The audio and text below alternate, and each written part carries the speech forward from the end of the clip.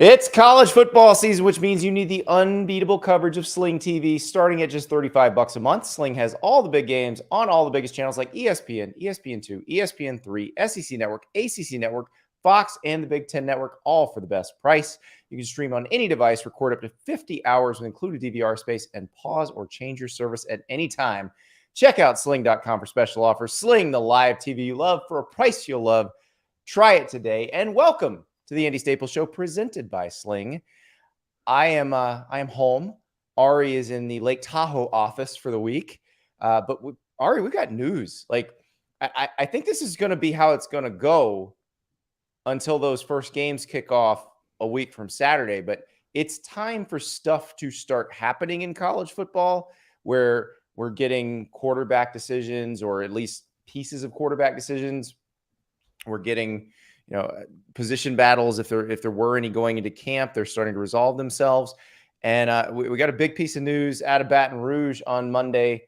Myles Brennan giving up football. He is not going to win the LSU starting job. It's going to be Jayden Daniels or Garrett Nussmeier. And we got a special guest, Ari. Brody Miller, our LSU beat writer, and his mustache are joining us. What's going on, guys? How are you? What's up, Brody? Look at this. Just appear from Baton Rouge as if by magic.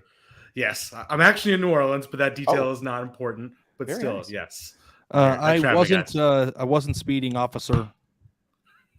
I don't think it's cop vibes. I don't think so. Huge cop vibes.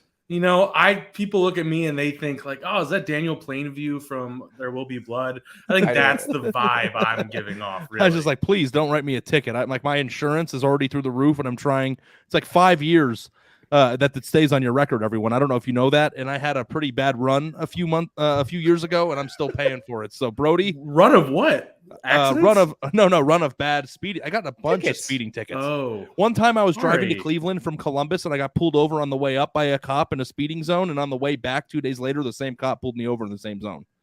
Did he just laugh? He's just like, you again? Yeah, just like, yeah, me again. So here's my thing with speeding. It's like changing your drive by like 2 minutes, like overall. Like, yeah, it's not changing anything. But Brody, we are a bad at math podcast. That requires us to do math. So I don't want anybody to take this as like Ari thinks he's a badass because he drives his car fast. No. I think it's more so Ari's an idiot because he was driving 12 over instead of 7 over. Like I got a lot of really bad tickets. Fair. Yes, I got hit in. If you drive from Phoenix to Vegas as much as I have, they design it to mess with you, and I am just never paying attention, and I've been paying a lot of money for it. So anyway, that's then you win it all at Vegas, so it's all good. Yeah, then I got it all back in Vegas. Yeah. The extra $200 a month I'm spending to insure my car. It's been great. So Brody's mustache triggering Ari, but there is a lot of news to talk about because Myles Brennan walking away from football. You got a great story in The Athletic about Brennan himself and just kind of what his career has been like. Because this is a strange deal. This was Joe Burrow's backup, Joe Burrow's heir apparent. He starts 2020. He's putting up huge numbers. He gets hurt, and it just never works out again. And what makes it even weirder is Myles Brennan was to add one more layer of sadness, for lack of a better word, to the story is Myles Brennan was the heir apparent. LSU, as you all know, was never a school that got the big name quarterback. They never did. And Les Miles and Ed Ogeron got him, and the whole thing was he was going to be, LSU was going to modernize. Matt Canada was coming in. Yikes. And it was going to be, he was going to be the face of all a million years ago. I know, right? And to have, so then he's year 2, Burrow comes in. That I wouldn't call it a bad break, but you're waiting 2 years. Then a freak he's playing, like you said, playing pretty well, 370 yards a game. Wasn't the reason they were losing those games, at least. And he has an abdominal injury that is so freakish that the doctors were like, we could name the surgery after you. And he misses that whole year. Then he's going into a quarterback competition his final year. And again, you cannot make this up. Breaks his arm in a flip-flop incident on a fishing trip. So it's like, God did not want him to be LSU's starting quarterback. I mean, that's horrible to say. And then this year they talk him into coming back. It's like, Brian Kelly's like, be my veteran quarterback. I think it was fair for all of us to assume this is his job, right? And then they bring in Jayden Daniels, and Garrett Nussmeier impresses a lot of people. And suddenly he is third place in that quarterback competition. And I think he just reached a point. I don't think he was pouting, I think he was just kind of like, man, it's year 6. Like, I think I'm just going to get on with my life, do some more fishing and hunting. Let's not forget what his last name is. And Yes. so you were in New Orleans right now. Those of you who've been to New Orleans and eaten steak, you know what that last name means. Yep. Yes, the Brennan's Restaurant Empire. Obviously, so many bars, restaurants under that umbrella. I mean, that name is like royalty here. I mean, his grandfather, maybe great grandfather, was the founder of the Crew of Bacchus, which is like one of the OG main Mardi Gras, like our carnival parades. So that family is a lot here, and I think he didn't want to leave. I mean, you couldn't have blamed him for leaving in 18 when Burrow came, 19 when it was clear Burrow was the guy, 21 when it looked like he was going to be in that battle, and definitely not this year. He could have left every time, and I think part of it was the long-term girlfriend at LSU, but part of it was just like he loves LSU and he didn't want to leave. So it's kind of like the anti-transfer portal story, but I guess it's a bad example because it's kind of how it can go wrong. So I think actually too, Brody, it's kind of interesting that you say that because everybody views college football's experience based on who puts up a bunch of numbers, who starts, who wins games, who gets drafted. But like he had a hell of an experience. That is even a good way of looking at it. And it's like, I don't know, if he was ever going to be good enough, maybe if he didn't get injured in all those weird ways that you just mentioned to be a first-round draft pick or to play in the NFL for a few years. But, Myles Brennan didn't waste his time there. I mean, he was on a national championship team. He played a lot of games and, had a great experience. And I think that there should be a story of just like, hey, you know what?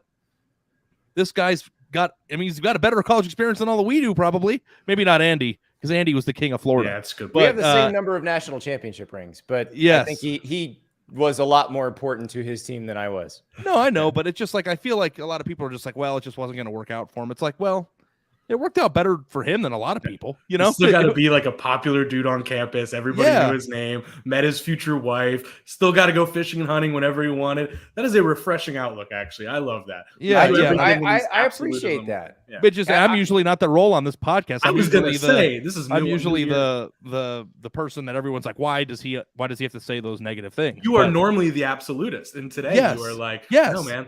It's like there are a lot of people on earth that I feel worse for than Myles Brennan. Touche, my dude. Touche. Yeah. Well, and what a life when you think about it. Yeah. What a college experience. Ari's exactly right, and I'm kicking myself for going through this entire day without thinking about it that way. Like now I think I need to reframe my lens here. But I feel like if we only think that way, we'll be really bad sports writers where our take on everything is just like, yeah, but it's fine, man. Like, everything's good. And it's just like, terrible. Just write a column. I'm gonna write a column. Nothing's wrong ever at all. Yeah. Notre Dame is 3-9. I don't know, man, but he got paid a lot. Like, and they also got to play in a historic stadium. And how about that NBC deal? There's worse things. We'd be terrible. Yeah. All right, so. That means, though, that the quarterback competition is probably down to 2 people. Yep. Jayden Daniels, who transferred from Arizona State, and we're all like, what? Yeah. Okay, he's transferring. We get that. But he's going to LSU. And Garrett Nussmeier, son of Cowboys quarterbacks coach Doug Nussmeier, former Michigan, Alabama, Florida offensive coordinator Doug Nussmeier. Brody handicapped that for us now. Yeah. It's tough because you try not to be too prisoner of the moment, right? I think what even kind of signaled that this Brennan thing could even happen was the fact that when Garrett Nussmeier kind of banged up his ankle, missed like 2 practices, he was fine. Jayden Daniels took all of the first team reps, every single one. And I think there's a lot of people that are kind of running with like, well, now it's Jayden Daniels. And it might be. I mean, there's a lot of Brian Kelly history that points to it might be. But I think Garrett Nussmeier is really in this. You talk to a lot of people in that building and they'll say, he has that it factor. He's a special talent. He does a lot of really great things. I mean, he was a great prospect. He's probably the best like natural thrower of any of those quarterbacks we even mentioned. And he's not immobile. He can run around. But at the same time, Jayden Daniels has won. I think he's really progressed as a passer. I mean, I saw him in spring and you leave a practice being like, that guy is inaccurate. That is not going to work out. I don't think he's going to go out there and beat Joe Burrow in the pocket, but he looks more composed than he did in April. You see him make a read in a chaotic defense, and he'll make a quick decision in traffic and whatnot. And you can't just like yada, yada, his running ability. I mean, it is special. It is actually like an elite ability. And it does seem like that's been a clear thing. Brian Kelly would like more mobility in that quarterback position. I think they are going to get RPO heavy. I mean, this might be speculating too much, but also even the way they're constructing their O-line, it's kind of like a very mauler heavy, big 320-pound dudes, kind of, one of those lines is like 5 guards, that kind of thing. Where like Notre Dame's offensive line. Touche.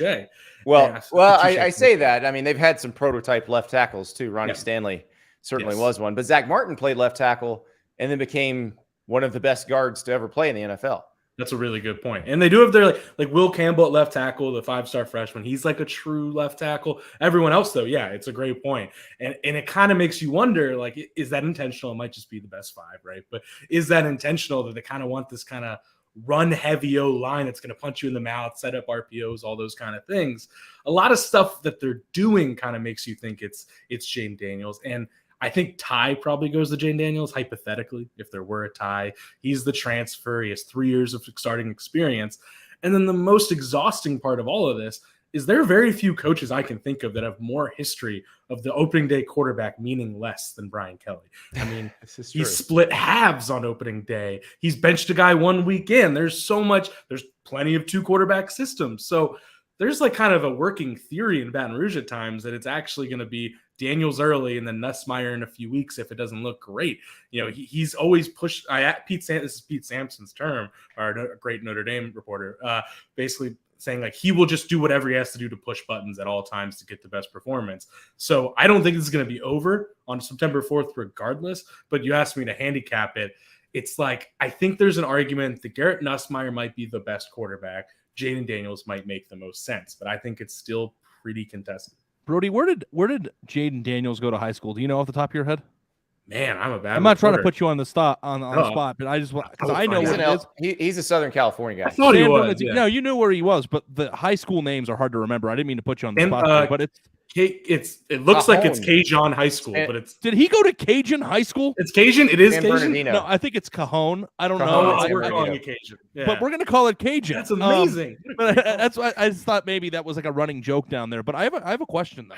It's like, are these players like that? What you just said, kind of like they can, shuffle some guys in or do whatever down the line to get Nussmeier ready. But is there a style problem? Because we all saw the Pac-12 version of Jayden Daniels, and we've seen some transfers come in at the quarterback position at LSU and have pretty good careers afterward. But like, can you kind of quantify like how would that look? I mean, if you were to do that, does Nussmeier got more athleticism than people give him credit for? I mean, if you get what I'm saying. I do. I think I do. Yeah, I think they are both runners. I think they both are very mobile. Like Nussmeier, if anything, as a freshman, like his frustration from staff members was like he just wants to be Johnny Manziel every play. And I think he kind of had to rein in like, hey man, sometimes hang in the pocket. Is he a literally design run plays for guy like Jayden Daniels? No, I don't think so. But he is absolutely a run around, very nimble, quick guy. But no, that's a really interesting question. When I don't know if I have a great answer for, and it's probably something I'll ask Brian Kelly this week, honestly, is just kind of, give me a credit on that story, okay? I will, yeah. At least the bottom of the story. Yeah. Because if Jayden Daniels, you do kind of imagine, not gimmicky, I don't want to say that, but a little more gadgety, like RPO heavy. Well, running around all like the time, Desmond Ridder, where Mike Denbrock, point. Mike Denbrock was working with at Cincinnati. I mean, that they're not identical. Ridder was certainly a better quarterback in 2021 than Jayden Daniels was. It's fascinating to me because I had a reader send me down this Emory Jones rabbit hole with my mailbag the other day where he's like, Will Levis's stats and Emory Jones stats, right, Nicole? And so Ari and I were doing something that we'll actually talk about a little later in the show, but I've wound up comparing Jayden Daniels stats and Emory Jones stats from last year. Also almost identical in terms of yards per attempt and efficiency. Okay. It's crazy. And they actually do. They're physically similar. Their throwing styles look similar. Their body types are similar. They're both pretty fast. So it's crazy to me to think that. So congratulations, LSU. You may have gotten Emory Jones. I don't think they want. Well, here's the thing too. It's like back when I was a kid, I was a Browns fan. Nice. And I always liked really great upbringing for good football memories. But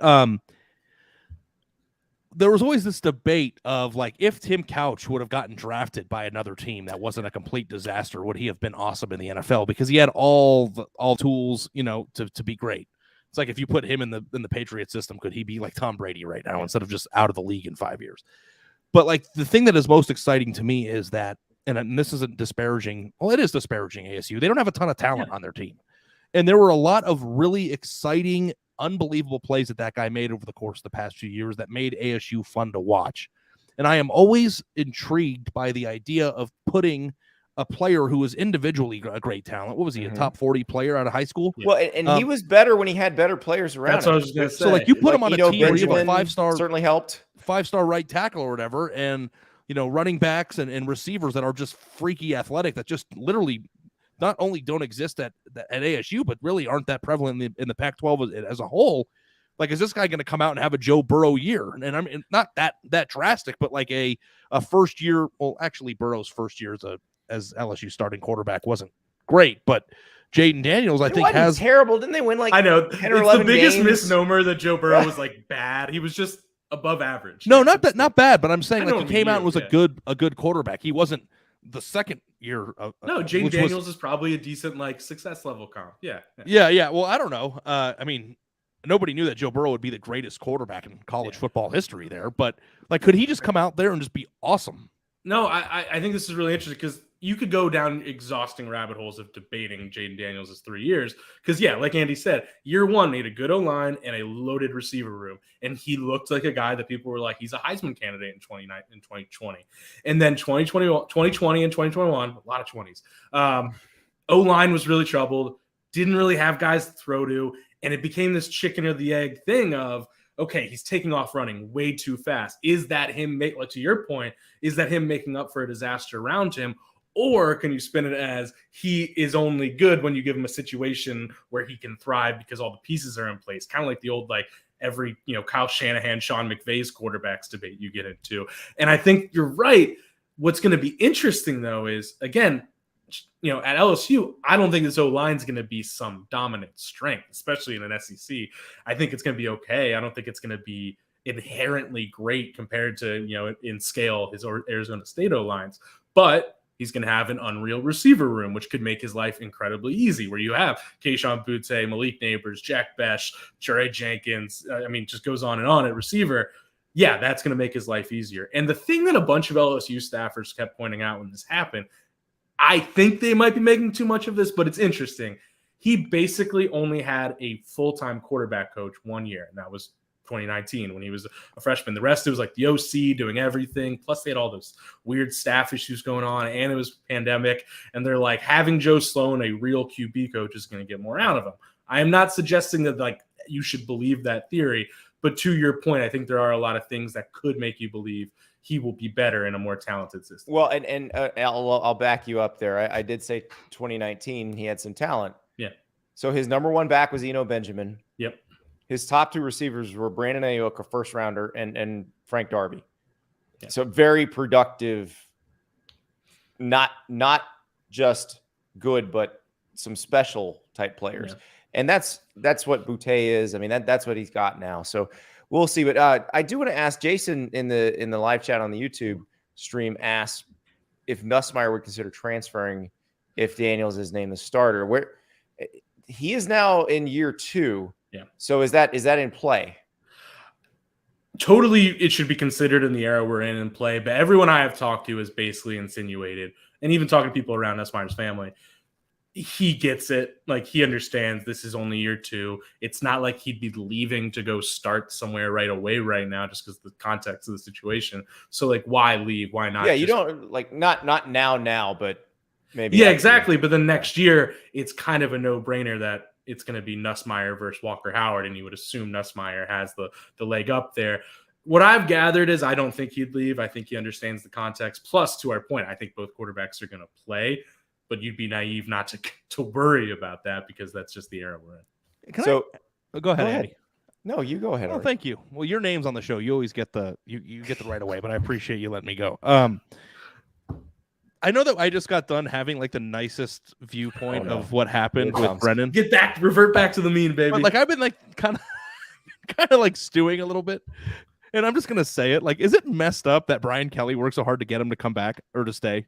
Like after all that, it's like, oh, okay, he's gonna transfer. No, it's maybe a he didn't want to valid go, question. but it's like then he just like wants to leave and like go find a place to play, and they're like, oh, it's like the Brian Kelly collected some pieces. Now he was collecting some pieces. Like he wanted some options. It's just like, I mean, it just messed up a little, or like it's like I don't want to answer that. You know what I mean? Like, but. And I will also leave with that. I don't know every detail of that conversation. Yeah, no. You know what I mean? Like the fact that Brennan's decision right now is just to be like, I'm going to quit football. Like, I'm just done.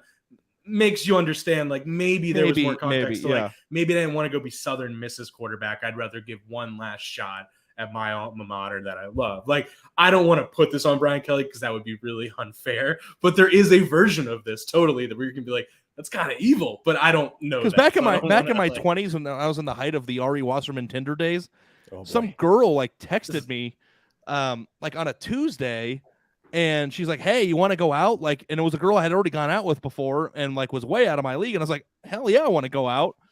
She goes, "How about Thursday?" And then I was like, "Okay, let's go out on Thursday." And then Thursday came, and I said, "Where are we going tonight?" She completely ghosted me, and then I saw her on Instagram she was out with another dude on Thursday night. It's like, why did you text me? Options. Accident?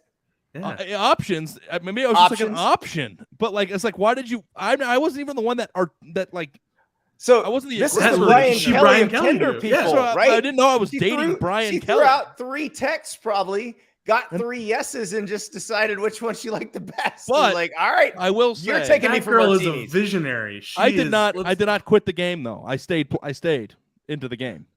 And you won. I don't know. Did you? I don't know. No, I didn't find. Well, no, I actually. I don't know where you met your wife. I'm pretty sure Myles Brennan's better at that game than you too. No. Myles Brennan absolutely is better than me at the. No. I'm saying he probably had a better, outlet for him because I stayed in the game. It ate me alive, and then I found my wife the natural way. Myles Brennan's like he made the right decision for himself, and I envy him.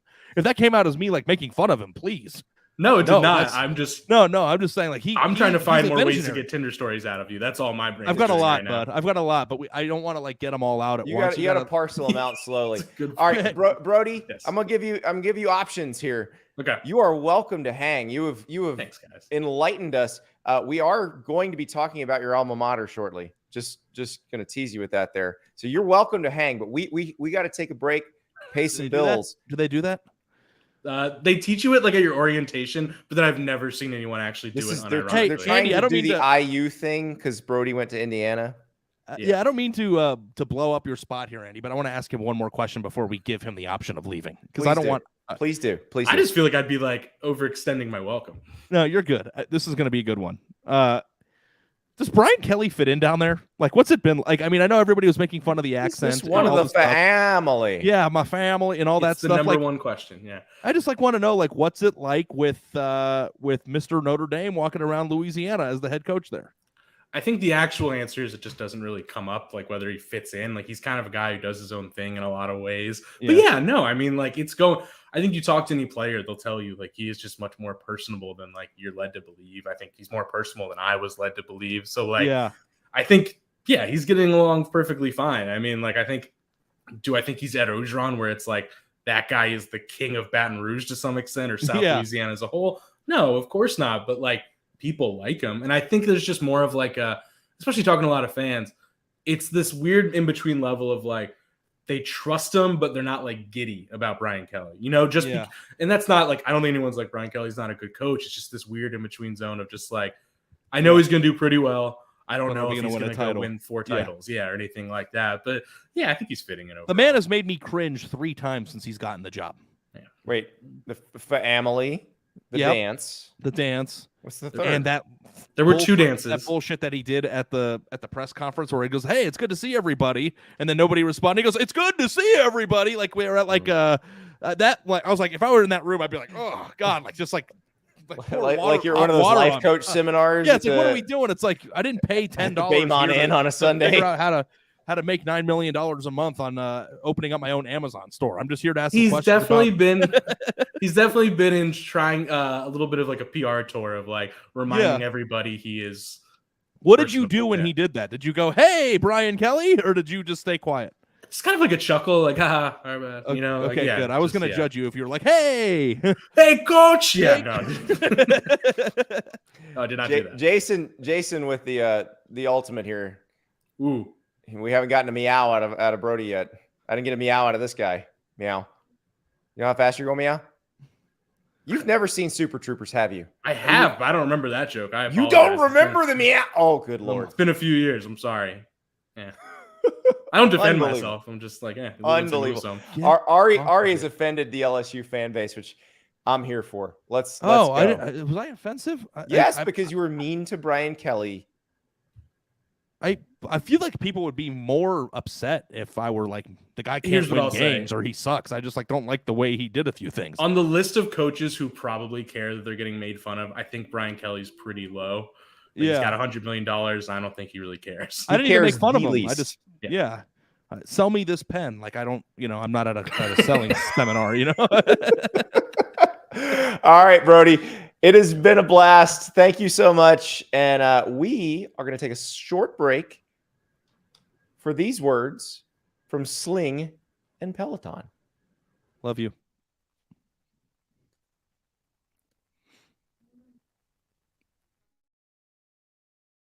It's college football season, which means you need Sling TV, where you can watch unbeatable college football coverage starting at just $35 a month. Get everything you love about college football, like rivalries, marching bands, conference power rankings, bowl games, you name it, all of it with Sling. Plus, Sling has all the big games on the biggest channels like ESPN, ESPN2, ESPN3, SEC Network, ACC Network, Big Ten Network, and Fox, all for the best price. And the best part is getting Sling is easy. It's easy to set up and even easier to use. You can stream on any device, record up to 50 hours with your included DVR space, and you don't get locked into a long-term contract. So if you're looking for the perfect place to spend your Saturdays, you need to take a look at Sling, where you can get everything you love about college football for the best price. Check out sling.com for special offers. Sling, the live TV you love at a price you'll love. Try it today. A little sore today. A guy I know named Adrian Williams was putting me through something called Devil's Presses. You know what they are? Well, Adrian will show you if you're a member at Peloton, and you should be a member at Peloton. It's not just bikes and treads. It is a community of people who are there to help you reach your fitness goals.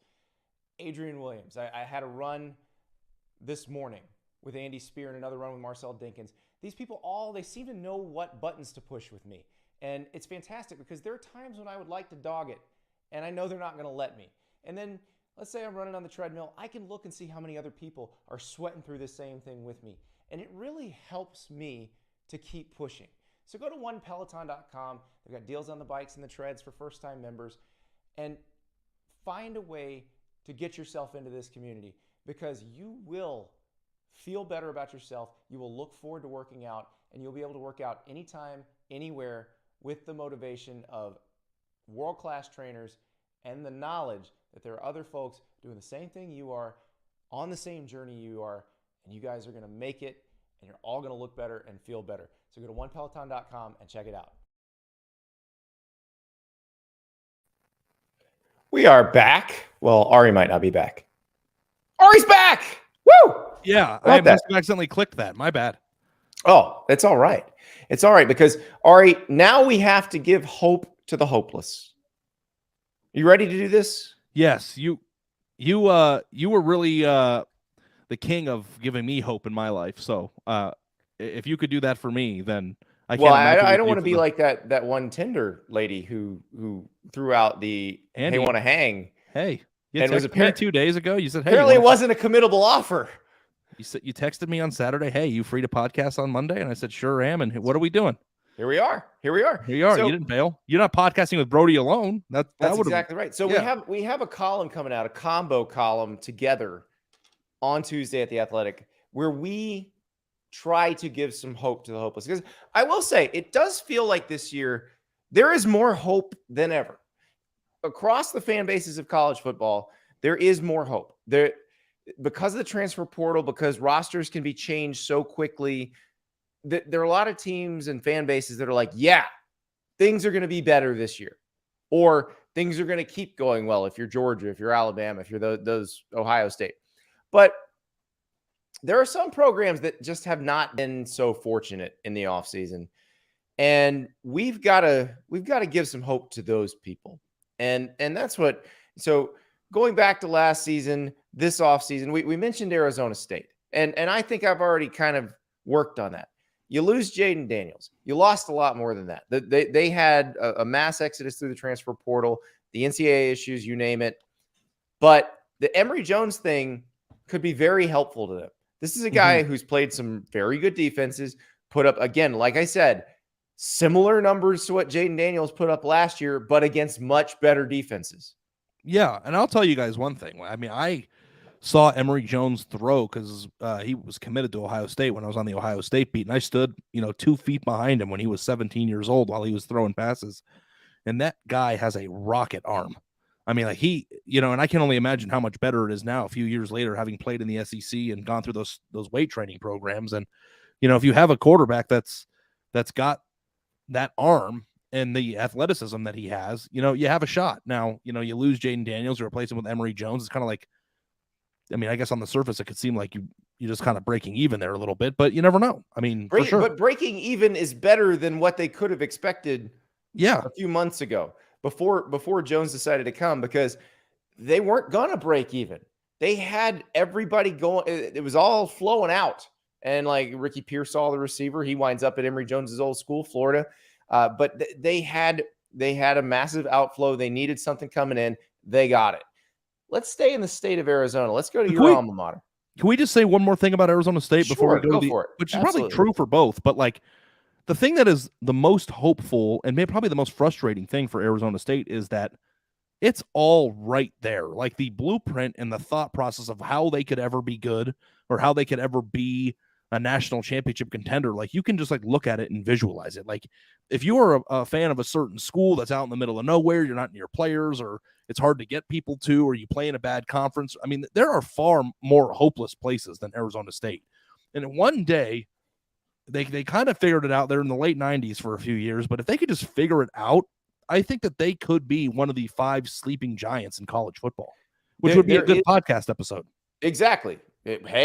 Well, North Carolina is the original sleeping giant. That's Texas A&M is the other one. Yeah, I've got a few other ones that are actually sound ridiculous, but you can actually make cases for too. Like I think Rutgers could be a sleeping giant, or maybe people think that's impossible. But what about Maryland and all that Under Armour money? Well, Rutgers and Maryland are both, and it's interesting. Rutgers is not in this column, and neither is Oregon State. And I think the omission of them is hope in and of itself. Right. Like Jonathan Smith has done such a great job at Oregon State. They're so competitive now compared to what they used to be. And then the improvement at Rutgers under Graciano is very clear. He understands the blueprint of winning there. Get good players from Jersey to stay home. It works. So it's in the intro to the column. Like you're going to be surprised not to see Oregon State and Rutgers here, but I don't think they need this. And the funniest thing about Oregon State is that I would probably put them in the category of absolutely hopeless 5 years ago. Yeah. Which goes to show you that nobody's actually hopeless. I mean, if Washington State can find a way into the playoff rankings in 4 or 5 weeks in a row during that time, that Washington State fired their coach in the middle of the season last year, not because of anything that was going on the field, and still won games because Jake Dicker did an incredible job as the interim. And I had no idea. I had no idea how close that Washington State was actually to Idaho. 8 miles. 8 miles. I thought that Washington State, Idaho. You know how far away that is, like from any football talent? And the fact of the matter is that they might be one of the most exciting teams in college football to watch this year. It's like if they can do it, like Syracuse can do it, right? Oregon State can do it. Who's actually hopeless in this world? Vanderbilt? I don't know. They got a really smart recruiting coordinator who went to Yale. Barton Simmons, absolutely. And they got a really smart head coach who went to Vanderbilt, Clark Lee. Yeah, so I mean, like, I don't know. I don't think that they're hopeless, especially when they start getting that SEC money raining on them when there's 2 super conferences. Yeah, but all the other SEC teams are getting it too. No, I know, but at least they're in the bus. Would you rather true. you go on a field trip with everybody? Would you rather be on the bus? You might be sitting in the bad seat, the hottest part of the bus, but at least you're on the bus. Well, Not getting dropped off by your mom. I had a couple ideas for Vandy. We'll save the main idea if you want to read it in the column, but it involves Nashville's greatest culinary delicacy. But another idea I had for Vandy that may result in criminal charges if they try to do it, but I do think it might work, is basically you pay off, multiple bachelorette parties to kidnap people from the visiting team and just like stuff them in a pedicab or stuff that, it's grab Lane Kiffin because Ole Miss does play there this year and stuff him in the party wagon or whatever. They have the thing where the giant tractor pulls the party barge. Just tie Lane Kiffin to the bench in there and don't let him get to the stadium. Yeah. I think that's a pretty good idea. I don't think it would be as hard for a bachelorette party to kidnap, to pull that off, college players than it would be for like just normal kidnappers. And it's Nashville Friday night. There are so many bachelorette parties. Yeah, and don't do anything like violent to them. Just take them out and have a good time. Entertain them. Yeah, but they'll be fine. Yeah, and you have not lived. I remember my first time in Nashville after all of that stuff blew up when it became kind of the bachelorette party capital of America. my enduring memory of that is walking out of my hotel on a Saturday night and seeing 3 generations of ladies sitting on the same step, vomiting. That's like 3 bride, mother of the bride, grandmother bride, just letting it all out. Yeah, I have had a lot of fun in my life. I've never gotten hammered with my grandparents. It's a missed opportunity. I feel like getting hammered with your dad would be a lot of fun.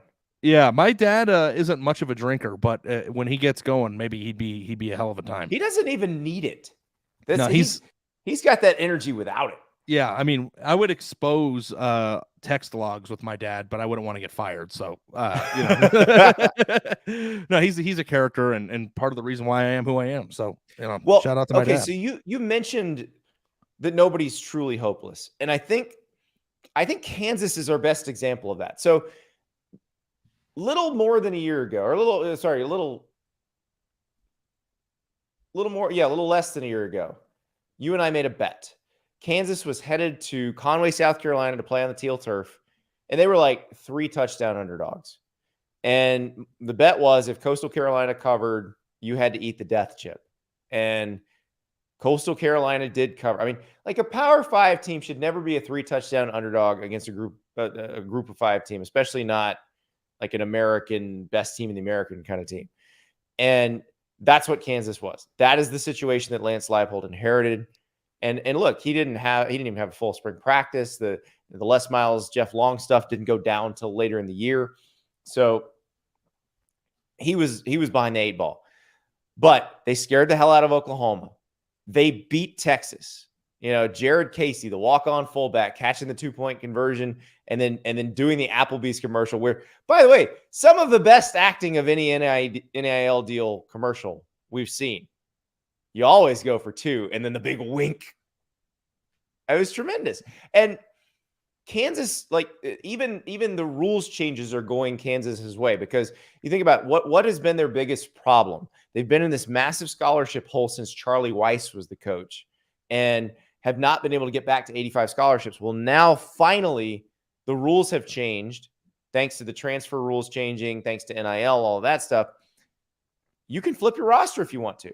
Mm-hmm. You can bring in as many new football players per year as you want. Kansas can finally get a full roster. I mean, do you know how important that is? Huge. I would venture to say that there isn't a single college football coach out there that wouldn't be upset if he had 4 less scholarship players on their roster than the team that they were playing. And you think, 81, 85 is not that big of a deal. It's absolutely a huge deal. Also, you have 4 chances more of actually hitting big on somebody that might have been an under the radar person. That's exactly right. It's a huge deal. So the thing that I'm upset about talking about Kansas is that I resent the fact that they didn't cover that game because they looked awesome after the first quarter. It was 9-7. They were covering after the third quarter, and then Coastal Carolina punched in 2 touchdowns in the fourth. I had faith that I was not going to have to eat that chip, and then you did eat the chip, and you touched your eye, and I nearly jumped out of my skin. I'm glad you didn't blind yourself. I appreciate that. Yeah, I didn't even sign a waiver. I'm sure the Athletic was pretty nervous too. Of like, nobody's ever gotten injured on the job before, and then this guy's eating a tortilla chip that could have blinded him. I was the hottest thing I've ever eaten in my entire life. You look like you were going to vomit right there. Yeah, I don't know why anybody would ever do that, but I guess for the same reason that I did, being an idiot. Well, listen, again, it is very difficult to wrap your brain around a Power 5 team. And I realize that we're using these terms, Power 5 and Group of 5, which are going to be absolutely meaningless in a few years. But a Power 5 team being a 3-touchdown underdog to a Group of 5 team, it is very difficult to wrap your brain around. So I understand where you're coming from, but it's gonna be still tough at Kansas. But I don't know. They're gonna win some games, and some of that is scheduled. They've scheduled some wins, but I also think there's a chance they may win something in the Big 12. So like they should beat Tennessee Tech. They might beat Duke this year. You tried to give some hope to Duke. I think Kansas has more hope than Duke this year. Yeah. And the thing too is that the level of like what hope means is different for every program too. It's like the bar for Kansas to achieve their hope is so much lower than Duke's probably. Yeah. Can you imagine if they beat Texas again? I couldn't. No, I honestly, it is insane. Because I'm of the opinion that Sark can pretty much do anything this year beyond go like 2-10. And he still keeps his job because Arch is coming. Yeah. The craziest thing about this whole thing too is that like everybody always makes fun of Texas, including me, for losing to Kansas, but they kicked the crap out of Oklahoma for a half of football. They did. Like if you watch that game, like they that wasn't wow, this is like weird. Maybe Oklahoma was sleepwalking a little bit, but they kicked their ass for that half. Right. And that is why I think there is hope at Kansas, and it is possible that not only are they going to get better as they go on, I think Lance Leipold is the right person for that job. He's got the right temperament. He understands how to build. He's been in division. Now it's interesting because he was at Wisconsin Whitewater. So he was at an Alabama or Ohio State job in Division III, but he went to Buffalo. I think Buffalo is an easier build than Kansas, but I do think he has the right temperament for it and understands it's going to take some time. And he's saying all the right things. They're not in the moral victory business, all that. I appreciate it. So, yeah, Ari, we got a few more programs to give some hope to. One in the American that had some news happen on Monday. And also, we got 3 in the Big Ten that need some hope. I think one is a little easier to predict a bounce back than the others. And don't forget about my alma mater, too. Oh, we will talk about your alma mater as well right after these words from Run Your Pool and Movement.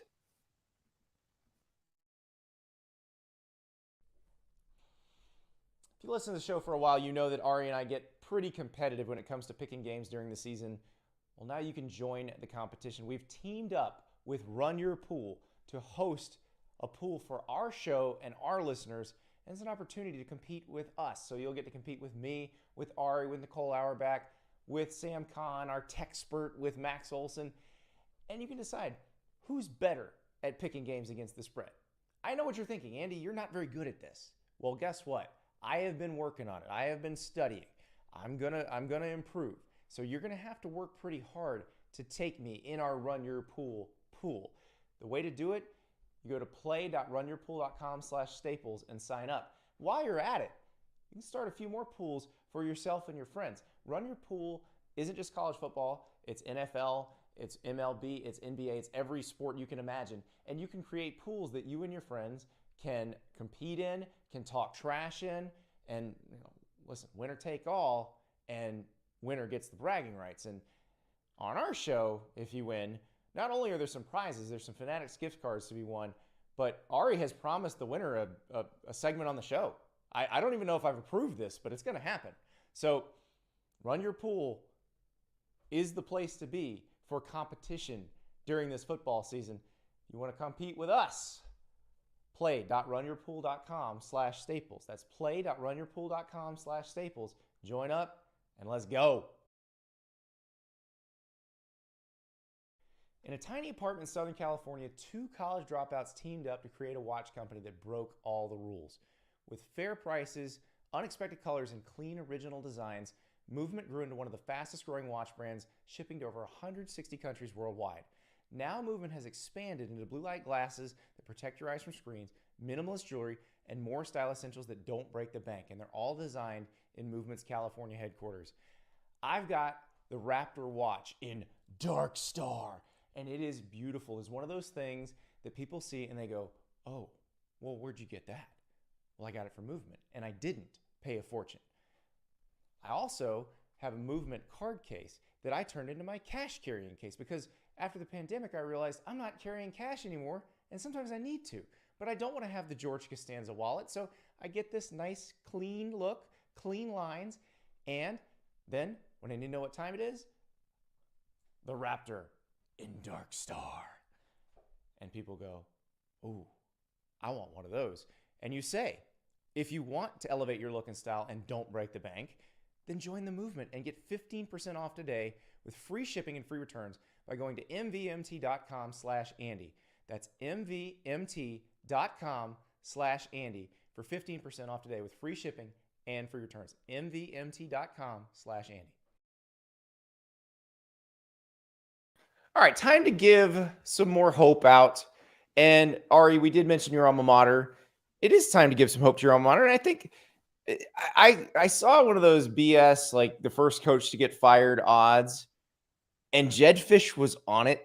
And I was like, did you watch anything with Arizona last year? Did you pay any attention to their recruiting class? Like, Jedd Fisch ain't getting fired. Yeah, I don't even know if those odds, like a lot of the times too, it's like those aren't even bettable bets. Like it's just out there to get retweeted. You can't go and bet that Jedd Fisch is going to get fired. And if you could, I would bet anything on the reverse of that. Right. Is it like the stock market? Can I go long on Jedd Fisch? Because I'm very confident in going long on him right now. Yeah. I don't even know if there's a scenario. Somebody said, I don't know if Sark is safe because Urban Meyer's working out there, but I feel like Jedd Fisch's job is probably even more secure than Sark. Like at the bar? Yeah, I don't know what he's doing. He's out there lurking, behind the tree looking around. So you've done the walk, right? You know what the walk is, I have right? done from that Marriott on one side of campus to the football building. Yeah, it's amazing. And I feel like I don't know if you could do it because there's like a game to be played, but if there was a way that you could sponsor a team walk from there to the football stadium at golden hour with the recruits, I mean, it's unbelievable. And I feel like for the first time in my entire existence in the Arizona atmosphere, a coach actually talked about that walk and understood it. You know what I mean? And gets if Jedd Fisch could just sell Arizona as just a fun place to be. I think that would be, don't take it too seriously.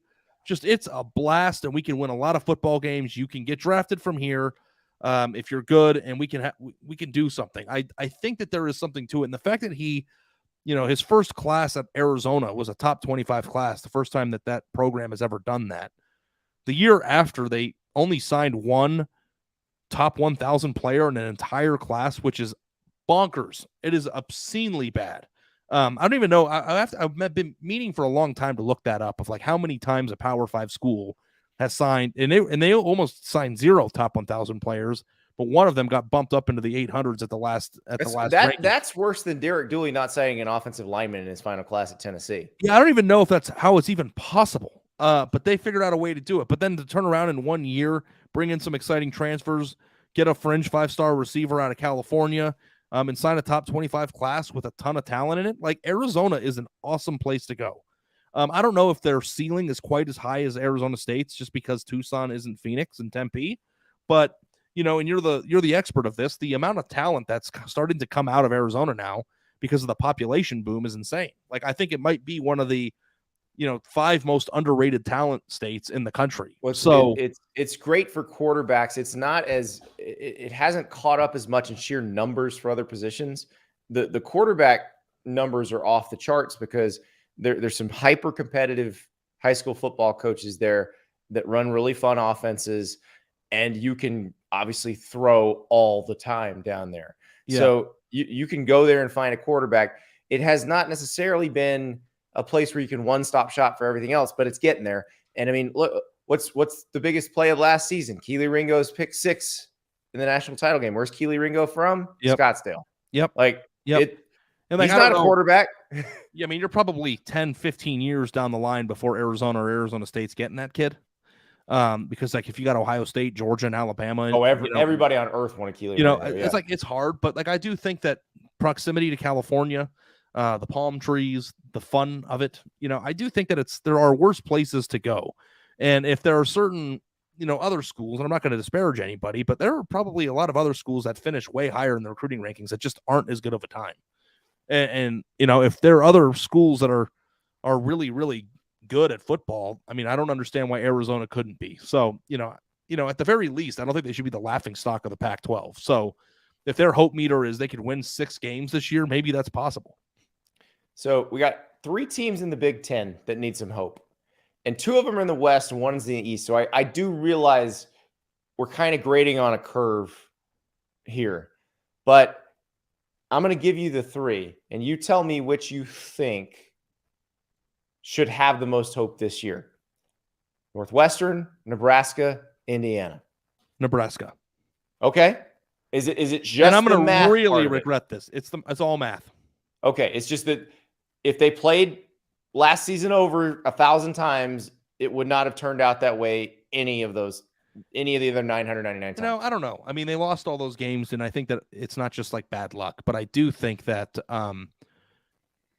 they have dudes on their team, and if they were able to look in the mirror and understand why they lost in such excruciating ways, kind of focus on those things and the turnovers, the stuff that puts them in those situations. They had some terrible special teams gaffes. I mean, Michigan State was an example of that. Yeah. They didn't have a dedicated special teams coach. We had Mitch Sherman, our Nebraska beat writer, on a few months ago, and he was talking about that. They do have a special teams coach now. So maybe they have tried. Maybe Scott Frost has tried to address the problems and has addressed them in a satisfactory way. I don't know. It could be an 8-win team. It could be. It shouldn't be so ridiculous to think that they could win 8 games in the Big Ten West. 8 games total, not 8 and 1. 8 games total while playing in the Big Ten West. I think it's a very reasonable thing to expect. I think that's an absolutely reasonable thing. Now they play Oklahoma in the non-conference, so what you're asking is probably 6 win, but maybe they can beat Oklahoma. They played Oklahoma tough last year. It was the best game they played last year. Yeah, and they got them at home. So you're right. Northwestern's interesting to me because it's an even year. We know Pat Fitzgerald can develop players. We've seen them. We've seen Christian Darrisaw goes. Was he a first rounder or early second rounder? But they produce really good players at Northwestern. But they have ebbs and flows, and so they had. I'm sorry, Darrisaw's the Virginia Tech lineman. I'm blanking on Greg Newsome. Yes, that's correct. But they go in the ebbs and flows, and it seems like they're on a track where the even years are the ones where they have a little bit better because talent. It takes time to It takes time to develop these guys, and that's the way that you kind of have to do it when you're at Northwestern. You don't ever create a situation where they're going to be winning the Big Ten West every year because their roster simply isn't built that way. But if they've done a great job of knowing who they are and excelling with what they are and developing talent into their system and into their scheme and playing hard and defense first and all the things that Pat Fitzgerald stands for, then the reason why it seems like it's every other year is because it probably takes an off year in between to get things ironed out for the next crop of guys that are going to be starting for you. So, to me, it's just like Northwestern had a tough year last year and they needed a hope list. But Northwestern's made the Big Ten championship game multiple times in the last few years. And he was talking about Lester Lee just said Rashawn Slater. I thought you were just Rashawn Slater. Yes. Thank you. Yes. Greg Newsome's another top. Top Rashawn Slater and Darrisaw were in the same draft class, and I getting mixed up. But they have guys, and they do a very good job of developing them. And I think that you could make the case that outside of Nick Saban, who doesn't belong in any comparison conversations, that like, did Pat Fitzgerald get the most out of his program in terms of like eclipsing this or like getting near the ceiling than any other coach in college football? Yes, because it would be like Duke going to the ACC championship game multiple times. I mean, Cutcliffe took them there once in 2013, but they couldn't get him back there. It would be like Vandy going to the SEC championship game, and James Franklin did win 9 games there 2 years in a row, but they weren't going to win the division. And they're between him and Matt Campbell. Basically, yeah. But even Matt Campbell's kind of showing you exactly what it is. It's hard to be good every year. It is very hard. Places. Yeah. So, yeah, I believe in Pat Fitzgerald. Like I'm not giving up on him because they had a bad year last year. And that would scare the hell out of me if I was Scott Frost. Like they're going to Dublin next week. Yeah. And Pat Fitzgerald's going to be sitting there coming off a bad year. And Pat Fitzgerald rarely has 2 bad years in a row. It's like, which one's when you say which one's the highest hope meter? I mean, like Northwestern is absolutely the more stable program. And I know they had a tough year last year, but they are the more stable program. Like Northwestern, I feel like they'll be good again. They are remember they are the one Big Ten team that Nebraska beat last year, and they beat them by a lot. Yes, but that game absolutely fascinates me because it's probably not going to be the prettiest game in the world. But we are going, if Northwestern wins that game, we are going to just be off the reservation. You've seen in terms of Frost. National Lampoon's Vacation, obviously, right? Absolutely. You know when Clark drives the car off the road in the Grand Canyon area, yes, and then takes it to that mechanic to get it fixed, and then they drive away after he gets like kind of taken for all he's got, and then the wheels are like, remember the wheels are like kind of like lopsided. Yes. That's what I feel like it looks like when Nebraska's driving. Yeah, and they have to. I mean, they have to come out of the chute because remember the buyout drops October after the Indiana game, October 1st. So we'll know by then. I think we will know. And we said that last year, though. That's true. We said we had him fired after the Illinois game. Like we were like, this is done. There's no shot here. Yeah. But they did play hard in a lot of those games. And, if you want to say bad break, math will even out. It'll equate. But, like, I don't know. I think we're at the point of the Scott Frost era where it doesn't matter what it looks like. If the wheels fall off of the Clark Griswold and it doesn't matter why either. Why or how or whatever. If it's bad luck, it doesn't matter because I think our friend Bill Connolly from ESPN put it very well where if bad luck keeps happening to you, it might just be you. So that's right. When does it stop being a coincidence? Bobby Wasserman.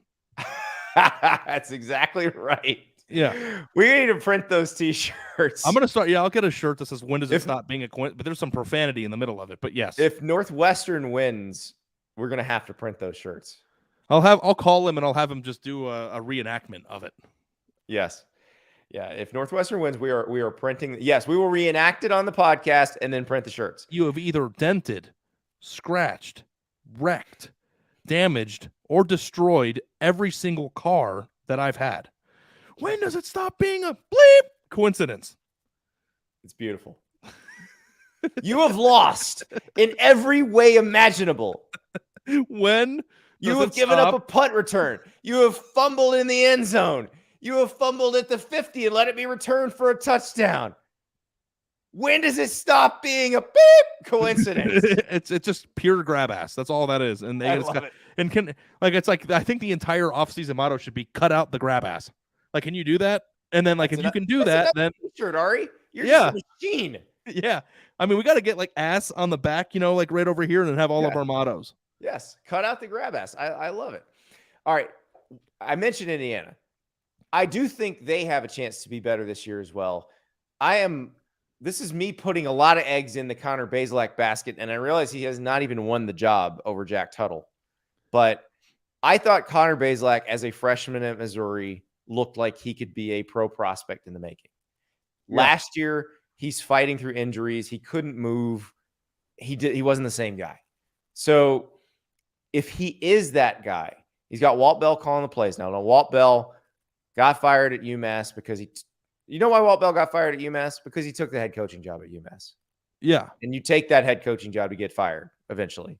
So it's a good financial play. Yeah. Walt Bell has accomplished some things as a play caller. The defensive play caller I have even more faith in because it's Tom Allen. He's going to call the defense again. Yeah. Yeah.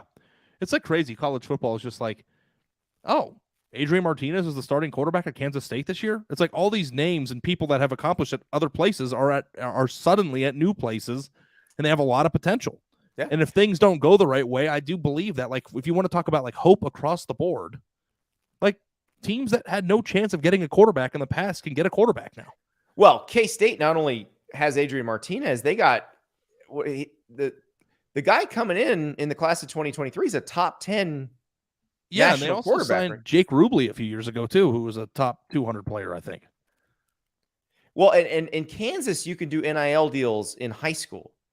So it behooves those guys to stay local because you can make some dough, I would think. It's not just Kansas State, though. It's everybody. It's like, oh, Arizona State's got Emory Jones. LSU's got Jayden Daniels. Like, the list goes on and on and on. You got Basilak over here at Indiana. It's like, and like, you know what? I know that Avery Johnson, who has tremendous hair, by the way. Oh, yeah. And he's not there yet, right? But he was awesome at the Elite 11. So, they've got some dudes going there, too. So it's like, this isn't a Kansas State discussion. It's just like a reminder that, like, if you're in the Big Ten West, outside of Wisconsin, I don't know that you're a team that, who am I forgetting? That can be good every single year in and year out. But like every single year is a new year, especially when you can flip your roster. Well, the Big Ten West this year, especially, we don't know what Nebraska's going to be, but we think Minnesota's going to be pretty good. We think Purdue's going to be pretty decent. Now they lost probably their two best players, but they bring back a very good quarterback. If Northwestern is better, Wisconsin and Iowa, we have faith in being good just about every year or above average. Iowa's the one I forgot. Yeah. Yeah. So, I mean, you're right. There hope abounds there.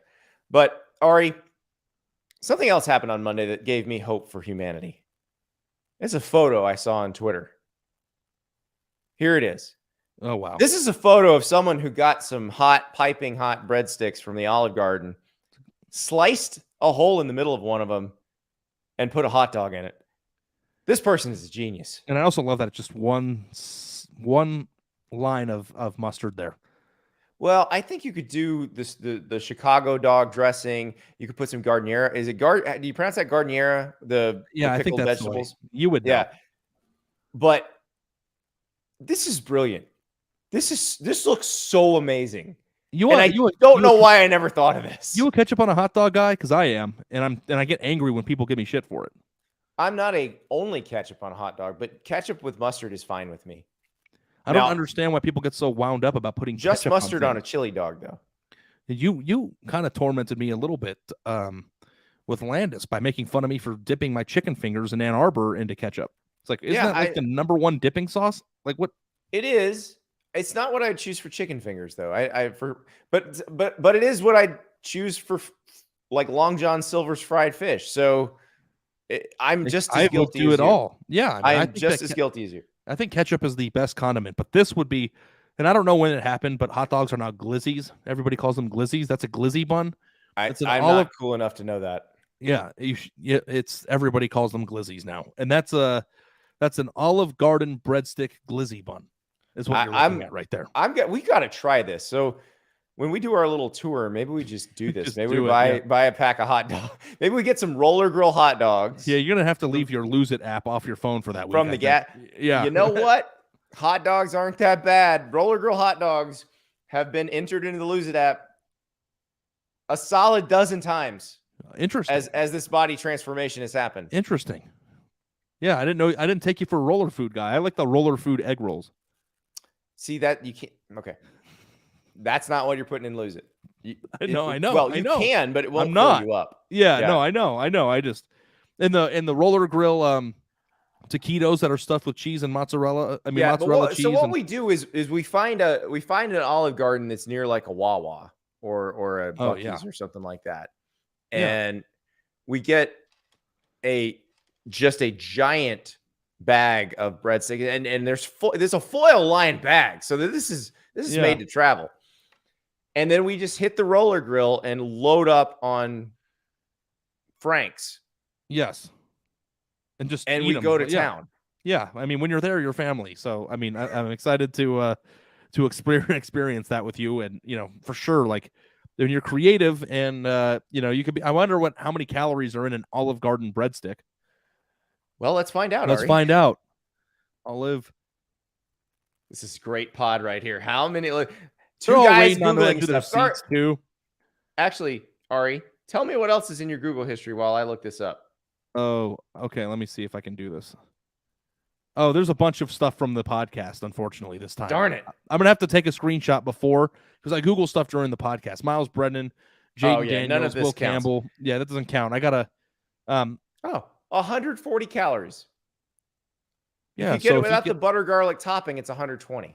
So well, why don't you buy a car without tires on it? Like, what are you talking about? Why would they even have that as an option? If you are a person that's been to Olive Garden and doesn't get the topping on it, then just like I didn't know it was possible to get it without it. So I am only not. If you get the best part on it. Yeah. Okay. Yeah, I'm not omitting that. Yeah. So you get 150 calorie glizzy. You get one spick. You get 3 or 4, depending on where you're at. 4 glizzies for 1,000 calories. I mean, that sounds like a pretty good meal right there. If you've had a good workout, yeah, you're you get all a right. good workout in, have a salad for lunch, and then toss a few glizzies down the gullet on the way home. It makes me uncomfortable hearing you call them glizzies. Google it. It's a thing. I'm aware it's a thing, but why is it a thing? And you don't have to follow it just because it's a thing. Oh, I love the word. There's something called the Glizzy Garden. Just look it up. It's just a bunch of hot dogs slang in the field. term. It was originally a slang term for gun in the Washington, D.C. metropolitan area. Yeah. Huh. The length of a hot dog is similar to the extended clip of a gun. And that is why they call it a glizzy. That is going way too far. Oh, I didn't know that. I taught you what glizzy meant. You explained to me why they call it glizzy, and I don't know. Working way too hard to get there. Way That's too funny. hard. That's a funny reason. Okay. Ari, we're going to try this when next we are together. It's going to happen. I will not call it a glizzy. We'll come up with a name for it, like stick dogs or something, but we're not calling it glizzy. It's the olive glizzy. That's what I'm calling it. I'm going to leave this to the listeners to come up with a better name. That's your challenge. Figure out a better name for this. It can't be that. It just can't be a glizzy. I can't hear Ari use that word over and over again. It's just wrong. Ari, it's been a pleasure. We're going to have some stick dogs, some olive gardeneras. I don't know. Something. We'll come up with something. We'll talk to you later. The show is brought to you by Sling TV, the TV you love for a price you'll love. Check out sling.com for special offers.